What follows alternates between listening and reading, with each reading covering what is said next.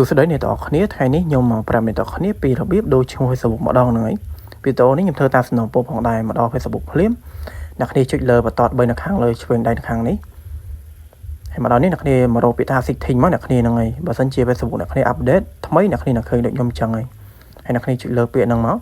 ចុចលើពាក្យថា setting ម្ដងទៀតមកអ្នកទាំងគ្នាហ្នឹងហើយមកដល់នេះអ្នកគ្នាក៏លេចមកមើលពាក្យថា account center ហ្នឹងហើយយើងចុចលើហ្នឹងមកដល់នេះទៀតអ្នកគ្នាចុចលើរូបអ្នកទាំងគ្នាមកម្ដងទៀតអ្នកគ្នាចុចលើរូប profile អ្នកគ្នាម្ដងទៀតមកហើយមកដល់នេះអ្នកគ្នាចុចពីឋាន name ឥឡូវហ្នឹងអ្នកគ្នាធ្វើការដាក់ឈ្មោះយើងមកអ្នកគ្នានឹងឲ្យយើងធ្វើការលុបឈ្មោះទី1ហើយនឹងទី3ចេញសិនដើម្បីដាក់ឈ្មោះថ្មីហើយឈ្មោះទាំងអស់នេះខ្ញុំបាន copy ស្រាប់អញ្ចឹងខ្ញុំអាចដូរឈ្មោះទៅរៀងលឿនតិចហើយឡើងទី2យើងមិនដាក់ទេអ្នកគ្នាឈ្មោះឡើងទី2ហើយអ្នកគ្នាធ្វើការចុចដានមកអ្នកគ្នាចុចពាក្យថា review change មកអញ្ចឹងបើសិនជាមកដល់នៅកន្លែងនេះមានន័យថាយើងដូរឈ្មោះបាន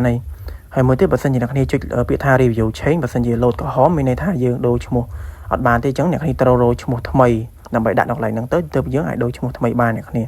ឡូវនេះអ្នកគ្នាចុច save change ម